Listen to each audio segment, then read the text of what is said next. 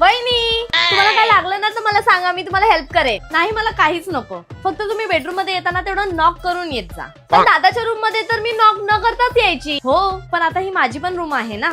एक second. Wow वहिनी, तुमचे झुमके किती छान आहेत. मला कधी वेअर करायचे असतील तर तुम्ही मला द्याल का? हा घाला ना. थँक्यू वहिनी. मला काय माझेच झुमके दिसले, दुसरे काय झुमकेच नव्हते का हिच्याकडे?